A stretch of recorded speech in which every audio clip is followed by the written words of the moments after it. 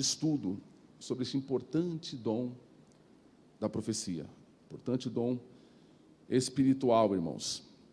Quero avisar os irmãos que o livro que nós tomaremos como base nesse estudo é a Bíblia, é a palavra de Deus, mas nós também pesquisamos, consultamos alguns autores, alguns livros, e dentre eles, irmãos, eu estou com alguns livros lá, dentre eles talvez o principal seja esse aqui, o livro do Wayne Grudem, é um pastor americano, chamado Dom da Profecia. Fala especificamente sobre esse dom. Eu falo do livro, irmãos, para se alguém quiser se aprofundar no assunto, quiser conhecer mais, saber onde buscar. Amém, irmãos?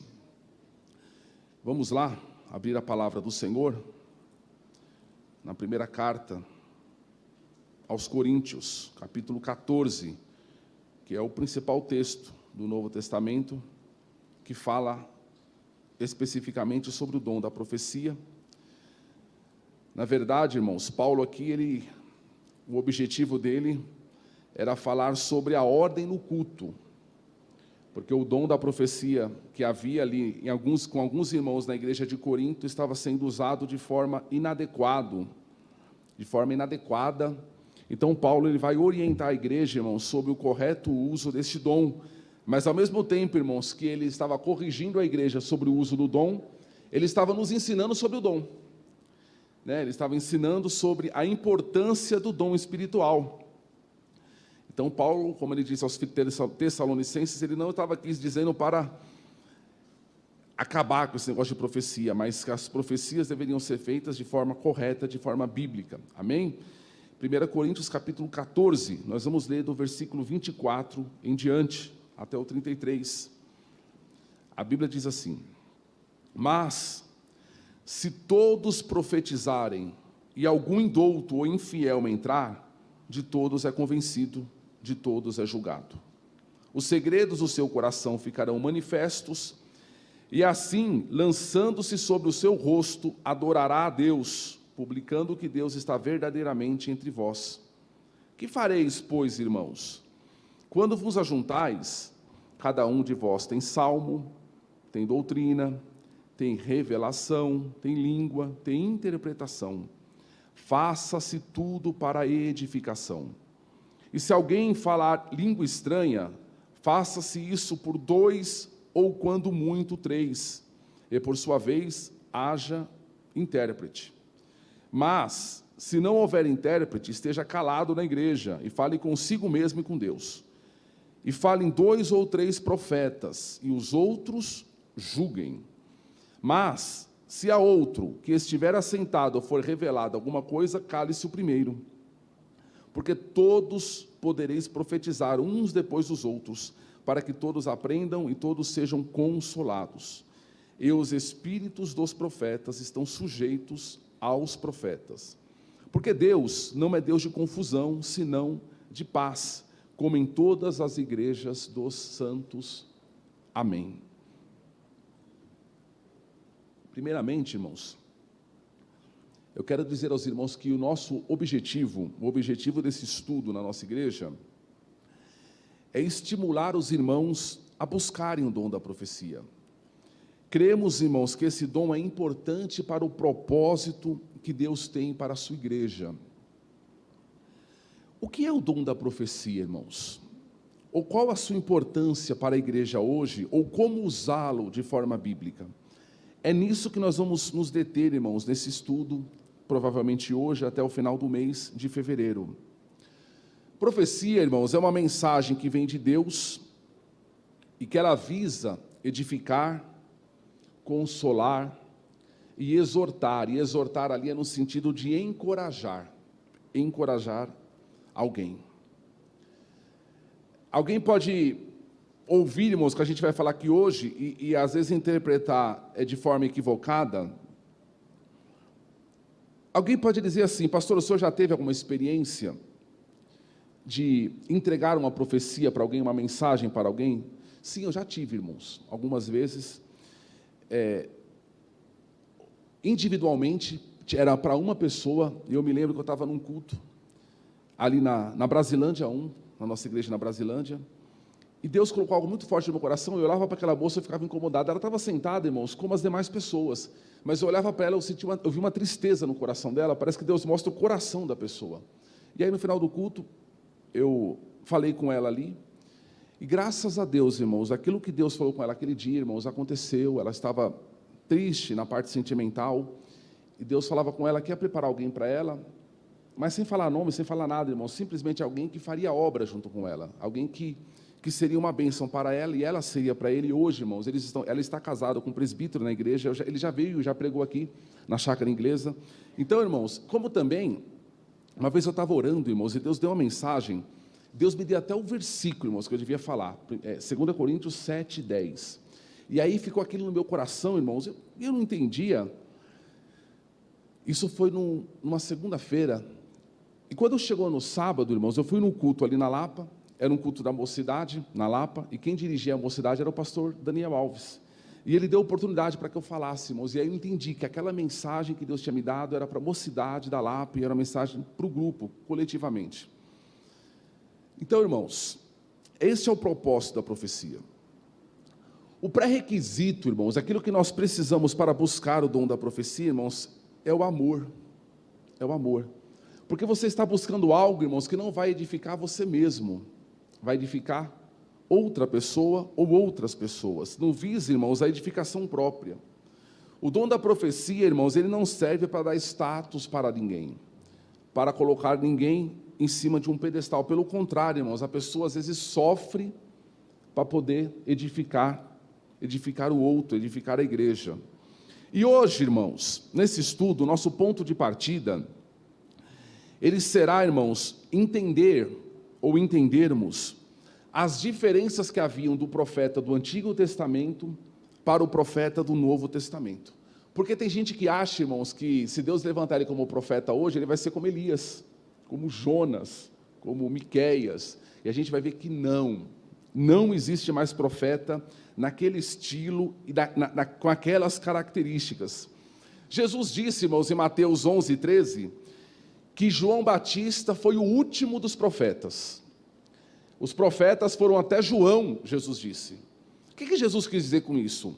Que tipo de profeta, irmãos, de categoria de profeta que Jesus estava dizendo que João Batista era o último? Né? Será que Jesus estava dizendo que o dom da profecia já não existe mais? Não era isso. Mas nos moldes dos profetas do Antigo Testamento, irmãos, já não existe mais. Pensa só, irmãos, vamos pensar aqui um pouco nos profetas do Antigo Testamento. Os profetas do Antigo Testamento eram uma categoria, irmãos, de pessoas que Deus levantava, que tinha uma importância extraordinária dentro da história de Israel. Você tinha lá os sacerdotes, você tinha os reis, você tinha os conselheiros, você tinha os salmistas. Mas, irmãos, talvez nenhuma categoria dessa fosse tão importante quanto os profetas. Eles tinham um destaque especial. Se nós considerarmos Moisés como um profeta, que a Bíblia fala que ele era profeta, inclusive ele profetizou a respeito de Jesus, que Deus levantaria um profeta como ele em Israel. Se nós considerarmos Moisés como um profeta, 2/3 dos livros do Antigo Testamento foram escritos por profetas. 2/3 de cada 3 livros, 2 foi escrito por um profeta. Eles eram, irmãos, no Antigo Testamento, os porta-vozes de Deus, ou o porta-voz de Deus. Eram aqueles, irmãos, pelo qual a vontade de Deus era revelada ao povo. Lembrando, irmãos, que o profeta, naquela época, ele tinha a incumbência não somente de levar a mensagem ao povo, mas de explicar a mensagem ao povo, de ensinar a mensagem ao povo, ok? A mensagem, então, que os profetas levavam, irmãos, inclusive, era encarnada por eles. O que eu quero dizer com isso? Toda a vida, quando Deus chamava alguém e dava uma mensagem para ele, no Antigo Testamento, toda a vida dele, irmãos, girava em torno da mensagem. Ele largava muitas vezes as suas atividades, a sua vida, para se dedicar àquela mensagem que Deus tinha entregado. Irmão, sofria um profeta no Antigo Testamento, para entregar aquela mensagem que Deus havia colocado nele. Nós estudamos até a semana passada o livro do profeta Amós, e a gente vê que Deus mudou a vida dele, fez ele mudar de região, sai lá do sul, vai para o norte, largou lá o seu rebanho, largou a sua plantação, tudo para poder entregar a mensagem que Deus havia dado a ele. Você vê, por exemplo, o profeta Oséias, que para entregar a mensagem que Deus deu a ele ao povo, o que Deus mandou ele fazer? Se casar com uma prostituta. Vai lá no meio das prostitutas, pegue uma e se case com ela, porque aquela mulher vai simbolizar Israel. Então toda a vida do profeta, irmãos, girava em torno da sua mensagem.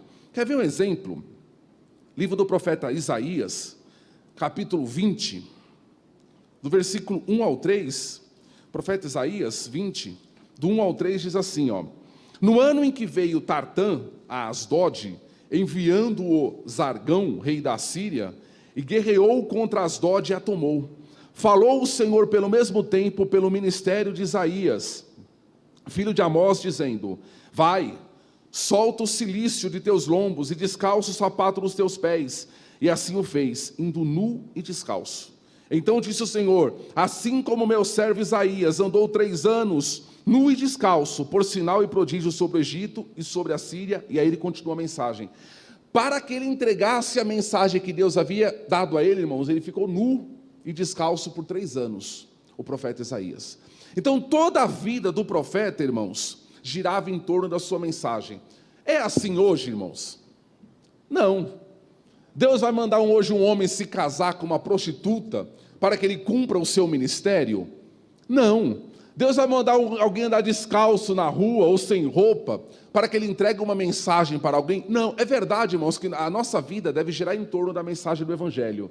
Mas é diferente, irmãos, aqui do Antigo Testamento.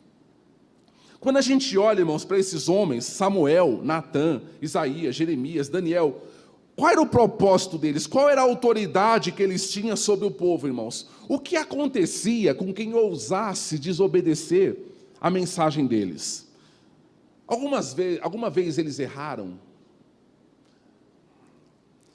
O profeta no Antigo Testamento, irmãos, ele tinha 2 características. A primeira, ele era alguém enviado. E segundo, ele portava uma mensagem. Ele era enviado e era portador de uma mensagem. Quando Deus, irmãos, levantava alguém como profeta em Israel, ou seja, Deus enviava um profeta para a nação, essa pessoa ela tinha que ser confirmada como profeta. O povo confirmava como profeta, por meio das mensagens que ele estava entregando ou por meio das visões que ele tinha. Por exemplo, quando a gente lê lá em 1 Samuel, capítulo 3, versículos 19, inclusive foi o texto da mensagem de domingo, 1 Samuel 3, de 19 a 21, eu vou ler para os irmãos, diz assim, ó: e crescia Samuel, e o Senhor era com ele, e nenhuma de todas as suas palavras deixou cair em terra. E todo Israel até Dan, todo Israel, desde Dan até Berseba, conheceu que Samuel estava confirmado por profeta do Senhor. E continuou o Senhor a aparecer, a aparecer em Siló, porquanto o Senhor se manifestava a Samuel pela palavra do Senhor. Então, irmãos, a pessoa ela era levantada por Deus como um profeta, ela levava-lhe a sua mensagem e o povo reconhecia, o povo confirmava aquela pessoa como um verdadeiro profeta em Israel. Então é o seguinte, a principal função deles era levar a mensagem de Deus ao povo, né? Eles deveriam ser enviados pelo Senhor com essa mensagem. Tanto é, irmãos, que sempre que Deus chama a atenção dos falsos profetas, o que Deus vai dizer? Eu não os enviei, e eles foram. Não foi eu que enviei. E se Deus não tinha enviado, consequentemente eles não tinham a mensagem. Mas eles foram correndo, foram com visões que não são minhas, foram com palavras que eu não coloquei na boca deles. Mas eles foram. Essa era a forma de Deus chamar a atenção para os falsos profetas no Antigo Testamento. Ou seja, irmãos, essa definição de mensageiro traz a ideia de alguém que não tinha uma autoridade própria. Não tinha uma autoridade própria. Por exemplo, você pega como é que chama? Um representante de outro país, aqui, o embaixador. Você pega o embaixador de um país lá, o embaixador da França aqui no Brasil. Se ele for no governo brasileiro e levar uma mensagem, a mensagem é dele? Não, a mensagem é de quem ele está representando. A mensagem é do governo francês. O profeta tinha essa questão, ele levava uma mensagem, mas que não era dele, era de quem ele estava representando, era de quem o enviou. A credencial, irmãos, não era dele, era de quem estava por trás, de quem tinha mandado ele. Então, irmãos, o profeta era alguém enviado e alguém com uma mensagem. É interessante, irmãos, que a gente tem na Bíblia o exemplo de alguém que não foi enviado e alguém que não tinha uma mensagem. Mesmo assim, ele foi. Quando Absalão, o rei de Davi, morreu, e como é que Absalão morreu, irmãos? A Bíblia fala que estava numa guerra, ele era cabeludo, ficou pendurado numa árvore pelo cabelo, né? Ficou ali entre o céu e a terra. Tem gente que está assim, entre o céu e a terra, pendurado por uma vaidade, né? Aí que aconteceu? Joabe viu aquilo, irmãos, viu uma oportunidade, matou o filho de Davi, porque o filho de Davi, Absalão, tinha se levantado contra o próprio pai. Ele foi lá e matou. E aí Joabe, irmãos, que era o general do exército, ele tinha que pegar alguém e mandar alguém para levar a mensagem a Davi. Olha só, alguém tinha que ser enviado com uma mensagem. Isso ilustra bem o papel do profeta. E aí o que aconteceu? Chegou um homem chamado Aimaas, e falou assim para Joabe: deixa eu vou, e corro e levo a mensagem, deixa eu ir. E Joabe falou para ele: não, hoje você não vai ser o portador, você fica aqui. Aí Joabe chamou um etíope, um cugita, né, dependendo da versão, os etíopes já são bons para correr desde aquela época, irmãos.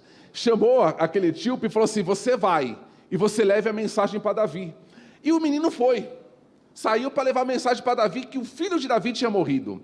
E aí, quando ele saiu, o Aimaas chegou para Joabe e falou assim: deixa eu ir atrás dele. O Joabe falou: vai, pode ir. Ele saiu correndo, no sentido de Davi, e a Bíblia fala que no meio do caminho ele ultrapassou o etíope, e correndo, chegou lá, e Davi estava lá no palácio com seus soldados, e aí viram o menino correndo, falaram: Davi, alguém vem correndo, veio um mensageiro aí. Eles sabiam que tinha alguma mensagem chegando, e a mensagem era da guerra. E aí alguém olhou e falou assim: pelo jeito de correr é Aimaas. E aí o rapaz chega, Davi fala: e aí? Fala: eu estava lá na guerra, mas não sei o que aconteceu. Vem outra aí atrás, que a mensagem não está comigo, a mensagem... Tem gente que é tão bom para correr, irmãos, mas ele não foi enviado e ele não tem a mensagem. É um falso profeta.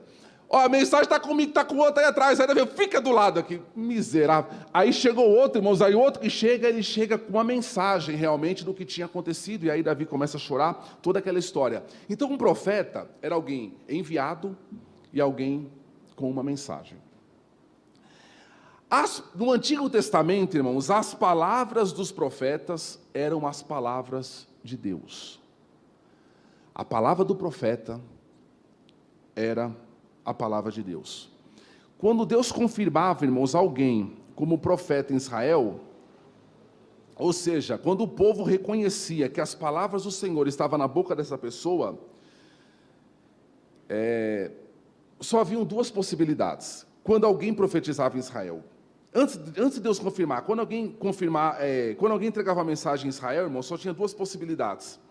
Ou aquela palavra se cumpria, e aquele homem seria confirmado como profeta, ou aquela palavra não se cumpria, e se não se cumpria, o que acontecia? Deuteronômio 18 e 20, mata ele. Se alguém se levantasse em Israel com uma mensagem que não fosse de Deus, que ela não se confirmasse, ou se ela estivesse fora, contra a lei de Moisés, por exemplo, vamos seguir outros deuses, mata este homem, ele deveria ser morto. Por isso, irmãos, o profeta, ele era uma autoridade em Israel. O profeta, irmãos, por isso que a gente falou domingo, a gente repete aqui hoje, por isso que os profetas do Antigo Testamento, eles falavam: eu digo. Quem estava dizendo? Deus. Eu faço. Quem estava fazendo? Deus. Eu envio. Quem estava enviando? Deus. Então eles falavam em nome de Deus, eles falavam como se fosse Deus falando. A gente vai ver, hoje uma profecia deve ser entregue assim? Não. E a gente vai ver por quê mais para frente. Não. Ok, irmãos? Então, a gente deve se lembrar, irmãos, que os profetas do Antigo Testamento viveram numa época que tinha a Bíblia. Pelo contrário, As palavras deles iriam compor a Bíblia, e eles nem sabiam disso, eles não tinham essa consciência, mas as palavras que eles estavam falando, as visões, as mensagens, as revelações, iriam compor o livro sagrado. Por isso, irmãos, que eles tinham tanta autoridade. Então, a autoridade desses homens era totalmente revestida de autoridade de Deus, a mensagem desses homens. Desobedecer um profeta era desobedecer a Deus. Para os irmãos terem ideia, irmãos, da autoridade que tinha um profeta em Israel, quando Deus falou para Samuel: Samuel, pegue o chifre, aí enche o chifre de azeite, o vaso de azeite, e vai lá na casa de Jessé, que você vai ungir um dos filhos dele rei sobre Israel. A Bíblia fala que Samuel encheu o vaso ou o chifre de azeite, foi para onde, irmãos? Qual é a cidade de Davi? Belém. Quando ele chega na cidade de Belém, o que aconteceu? Os líderes da cidade se reuniram e foram até Samuel e perguntaram para ele o seguinte: é de paz a tua vinda? Por quê? Porque a chegada de um profeta era como se fosse ser a chegada de Deus ali na cidade. E muitas vezes o profeta ia, irmãos, porque Deus tinha revelado algum pecado, e às vezes alguém ou uma família tinha que ser destruída, tinha que tirar o mal do meio de Israel. Às vezes a chegada de um profeta, irmãos, era a chegada de um juízo de Deus. Então, o povo temia na presença de um profeta. Fala, será que ele veio matar alguém? Será que ele veio condenar alguma família? Por isso que falava, é de paz a tua vinda? E aí Samuel respondeu, sim, é de paz. Não havia, irmãos, possibilidade das palavras de um verdadeiro profeta ser julgada pelo povo. Pelo contrário, eram as palavras dos profetas que julgavam o povo. Eles não tinham como julgar, vamos ver se o que Samuel, não, era a palavra de Deus. A chegada de um profeta, a voz de um profeta era a voz de Deus. O que se julgava, irmãos, no Antigo Testamento, era se o profeta era verdadeiro ou falso. Uma vez que o profeta era verdadeiro, irmãos, tudo o que ele falava tinha autoridade divina, poder de Deus, palavra de Deus. Então, ou era o profeta verdadeiro confirmado com essa autoridade, ou era um falso profeta e deveria morrer. E hoje, irmãos, se alguém entregar uma profecia e não se cumprir, mata a pessoa. Você vê que tem muita diferença de um profeta do Antigo Testamento para um profeta hoje? Não tem nada a ver uma coisa com a outra?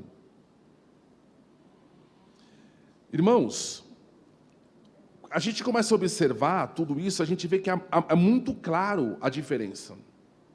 A gente crê no dom da profecia, mas a gente deve buscar esse dom, irmãos, de maneira adequada, pensando biblicamente qual é a sua função para a igreja hoje.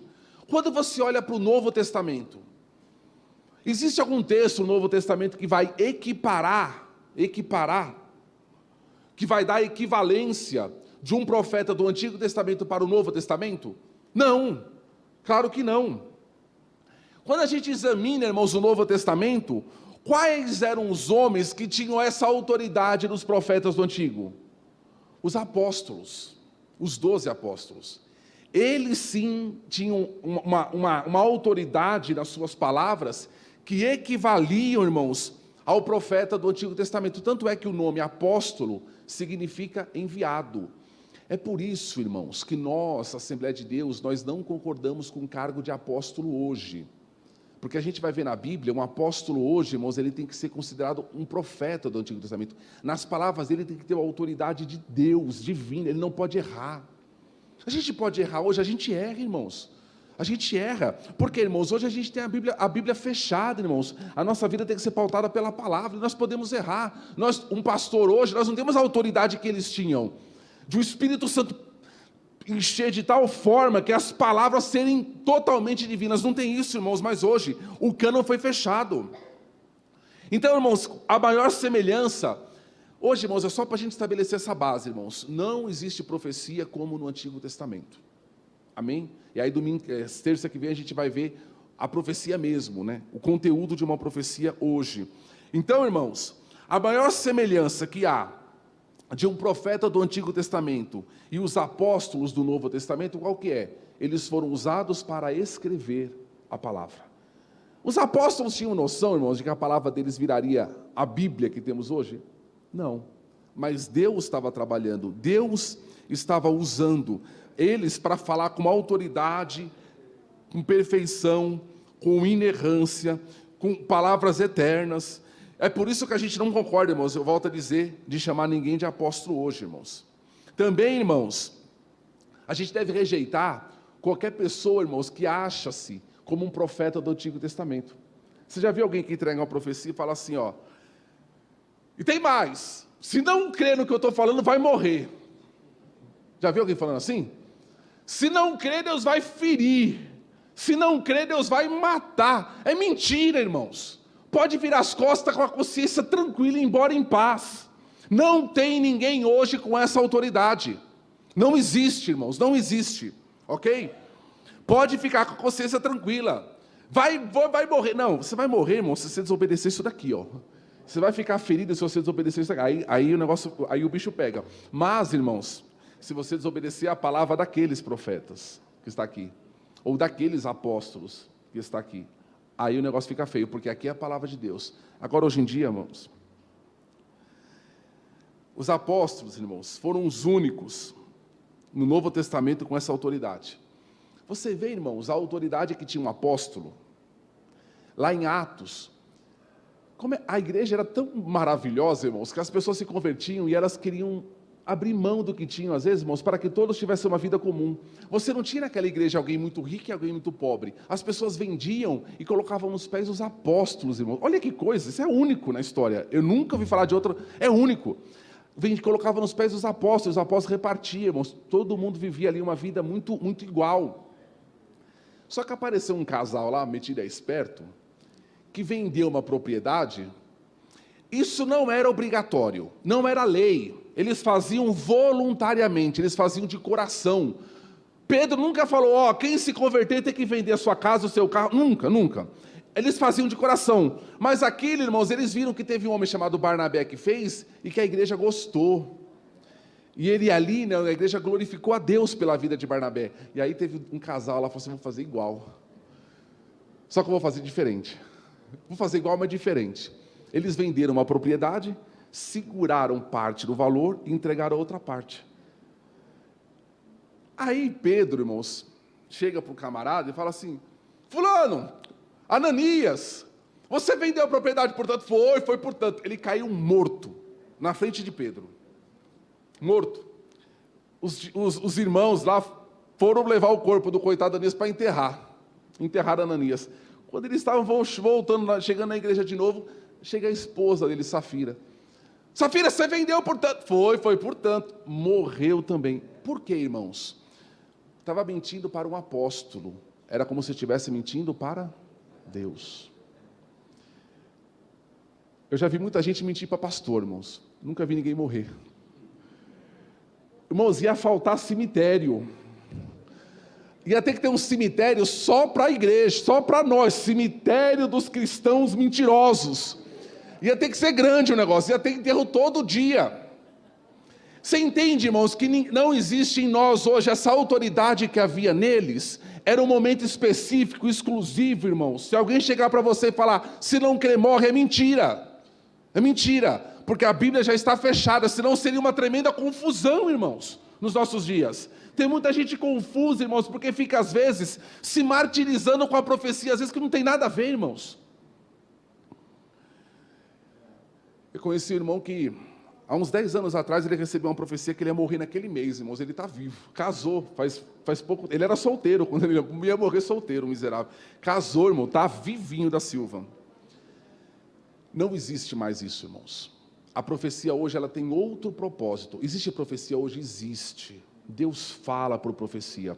Embora, como um teólogo falou, embora a Bíblia já esteja fechada, irmãos, Deus não ficou com dor de garganta e nem perdeu a voz. Deus continua falando, mas de forma diferente e com outros propósitos. E não da forma que Ele falou aqui. Da forma que Ele falou aqui é única. É única. E da forma que Ele falou aqui é isso que vai nos guiar, irmãos. Amém, irmãos? Vamos avançar aqui, irmãos, para a gente já acabar. A palavra dos apóstolos, irmãos, ela tinha tanta autoridade que quando eles escreviam, Paulo, por exemplo, falava assim, ó, que se alguém não crer nessas palavras, nessa carta que eu estou escrevendo, seja anátema, seja maldito eternamente. Alguém pode, irmãos, um pastor escrever hoje e falar, se alguém não crê na carta que eu estou escrevendo aqui, ou nesse e-mail, ou nesse WhatsApp que eu estou mandando, vai ser anátema. Não existe, irmãos. Não tem como. Então, rejeitar as palavras dos apóstolos era rejeitar a palavra de Deus. E alguém fala assim, pastor, não concordo com nada disso daí. Então você está na igreja errada. Sabe por quê? Eu fiz questão de trazer hoje, irmãos, aqui a Bíblia pentecostal, a Bíblia de estudo pentecostal. Essa Bíblia que eu ganhei quando a gente casou, irmãos, em 2010. Na página 1815, irmãos, eu até anotei aqui, é um comentário, é um comentário que está nela. Olha o que a nossa igreja, a declaração oficial de fé da nossa igreja diz. Página 1815 fala assim, ó. A mensagem do profeta atual não deve ser considerada infalível. A mensagem do profeta atual não deve ser considerada... O que é infalível? Não tem falha. Perfeita. Não. Ela está sujeita ao julgamento da igreja, de outros profetas e da palavra de Deus. Na página, irmãos, 1763, um estudo, irmãos, hoje, ele diz assim, ó, a profecia que Paulo está falando aqui no capítulo 12 a 14 de 1 Coríntios, não tem inerente em si mesma a autoridade ou infalibilidade que a Escritura, que a palavra de Deus. Embora provenha do impulso do Espírito Santo, esse tipo de profecia nunca pode ser considerada inerrante. Sua mensagem sempre está sujeita a misturas e erros humanos. Por isso, a profecia da igreja nunca poderá ser equiparada com as Sagradas Escrituras. Além disso, a profecia em nossos dias não poderá ser aceita pela igreja local até que os seus membros julguem o seu conteúdo para averiguar a sua autenticidade. Não existe mais nenhuma profecia que possa ser comparada com essa. Deus falou, pastor, e Deus não mente. Deus falou que eu vou casar com a fulana. A fulana não quer casar comigo, mas Deus vai mudar o coração dela, porque Deus não mente. Eu já conheci pessoas assim, você acredita? Deus falou comigo que eu vou casar contigo. Sai pra lá. Não, mas Deus falou. Você vai casar. Mas eu não quero casar. Não, mas Deus vai mudar você. Profecia para isso, irmãos. Tem uma profecia na Bíblia que Paulo, Atos capítulo 21, chega um homem chamado Ágabo, os apóstolos estão ali reunidos, Paulo está junto, ele pega o cinto de Paulo, o cinto, ele levanta o cinto de Paulo e fala assim, o homem a quem pertence esse cinto, sofrerá em Jerusalém, será preso, será entregue aos gentios, será morto. Aí, quando ele entrega aquela profecia, irmãos, os irmãos que estavam presentes, o que falaram para Paulo? Paulo, a gente não vai para Jerusalém não. Não, olha aí Deus falando contigo, vamos mudar a rota, vamos mudar o destino da viagem. O que Paulo fez, irmãos? Foi para Jerusalém. A vida do crente não é guiada por profecia. O que Paulo entendeu, irmãos? Paulo entendeu que Deus estava consolando o coração dele, encorajando o coração dele para enfrentar tudo aquilo que ele tinha para enfrentar. Não era para fugir, era para enfrentar. Eu vou lá, e Paulo foi. Aí aconteceu, Paulo foi preso, foi entregue, foi para Roma, tal, toda aquela questão lá. Tudo bem que depois ele foi solto, foi numa outra prisão que ele foi morto, mas enfim, irmãos, a vida do crente não pode ser guiada por profecia. Eis que você tem que vender o seu carro, Deus está falando para você vender o seu carro e comprar um melhor. Mas a tua renda dá? Vale a pena? Não, mas Deus falou. Ixi, Deus falou, vou soltar um cheque. E o fundo é com Deus. Você vai ver o cheque voltando carimbado 11 atrás, e você tendo que se acertar lá no banco. A vida do crente não é guiada por profecia.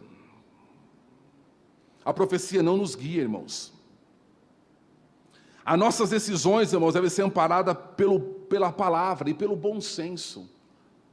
Pelo bom senso. A Bíblia vai falar sobre tudo, irmãos? Não. A Bíblia fala se você tem que ou não tem que tomar vacina do coronavírus? Não. Não está escrito em nenhum lugar da Bíblia. É o bom senso. Ah, eu vou orar para o profeta falar comigo se eu tenho que tomar vacina ou se eu vou virar alguma coisa. Não. É o bom senso. É a sabedoria que vem de Deus também para você decidir, mas com base na palavra. Você não vai esperar um profeta para falar se eu tenho que comprar, se eu tenho que vender, se eu tenho que mudar, se eu tenho que viajar. Não, é o bom senso. É a fidelidade a Deus, irmãos, e a mão de Deus vai te guiando, mesmo que você não veja, mesmo que ninguém fale, Deus vai te guiar, se você for fiel. O crente, irmãos, é guiado pela palavra de Deus, pelo Espírito Santo de Deus, irmãos. Quantas pessoas, irmãos, confusas, comprando o que não pode comprar. Vamos acabar.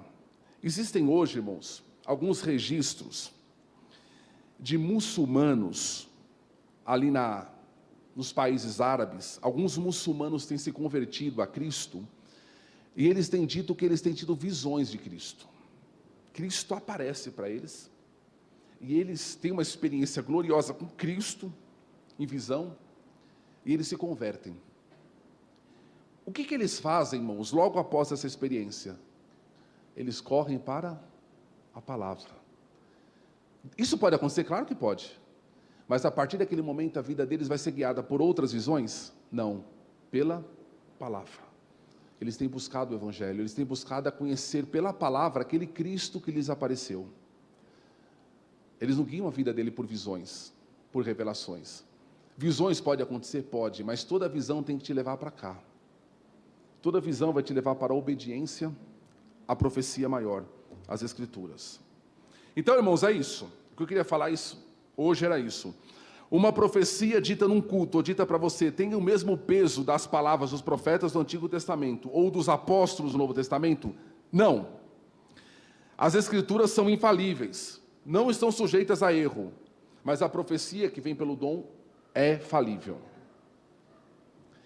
E a gente vai ver, irmãos, semana que vem, que embora hoje muita gente se acha acima do julgamento do povo, irmãos, não, todo profeta, toda profecia tem que ser julgada pela igreja, tem que passar pelo crivo da igreja. Nós veremos, irmãos, que muitas vezes uma profecia, ela tem o peixe e o espinho. Você precisa comer o peixe e jogar o espinho fora. Paulo fala assim, não desprezeis as profecias, examinai tudo e fazer o quê? Retende o bem. E o mal? O mal você joga fora, o mal se descarta. Uma profecia hoje, irmãos, ela pode ter o bem e o mal, pode ter palavra de Deus e pode ter palavra de homem junto. E aí você vai ter que ter discernimento para... Ou às vezes, irmãos, não tome decisão nenhuma, só guarde no coração aquilo. Eu acho que é o melhor a fazer. Guarde no coração e deixe Deus falar. A semana que vem, irmãos, nós vamos acabar já, a gente vai ver sobre a fonte e o conteúdo das profecias. Naquela época, irmãos, Deus tomava a boca do profeta e falava exatamente aquilo que ele queria falar. Hoje, como é que funciona? Deus dá uma impressão. Deus dá uma impressão. É um pensamento que vem de Deus, ou uma visão que vem de Deus, mas que as palavras serão humanas. E nesse negócio de eu ter um pensamento de Deus, Deus pode me incomodar aqui para falar algo para alguém.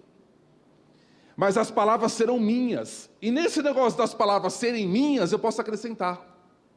Eu posso falar do meu jeito. Eu posso interpretar da minha maneira e às vezes não tem nada a ver. Você entende isso? Que Deus nos abençoe. Busquemos, irmãos, o importante dom da profecia para a igreja. Mas baseado, eu acho, irmãos, que se nós entendermos como a Bíblia fala do dom da profecia, irmãos, fica mais fácil para a gente receber. Acho que Deus vai poder nos dar sem que haja confusão em nosso meio. Fiquemos em pé, irmãos. Vamos orar ao Senhor.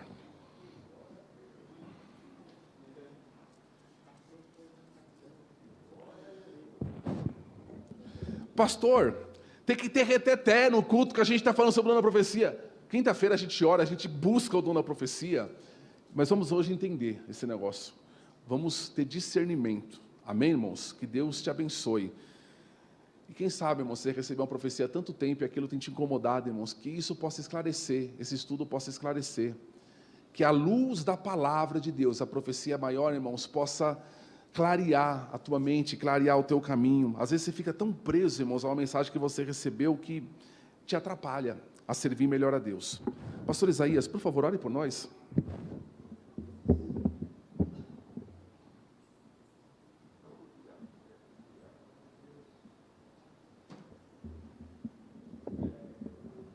Eu saúdo a todos com a paz do Senhor. Oremos. Glorioso Deus e eterno Pai, Senhor do céu e da terra, meu Deus, te agradecemos, Senhor, por esta palavra que temos ouvido. Ó Pai, tu tens falado conosco. Pai, muito obrigado, Senhor. Continua falando com a tua igreja, com o teu povo, para que possamos entender, meu Deus, ó Senhor amado, o caminho certo. Pai eterno, fala, abençoa a cada um dos teus filhos, as tuas filhas que aqui estiveram. Ó Deus, leva em paz para o seu lar, livra de todo perigo, de todo mal. Deus eterno, seja conosco, Pai. Em nome de Jesus Cristo, teu amado Filho, nós te pedimos, nós te agradecemos, em nome de Jesus. Amém. Senhor, irmãos.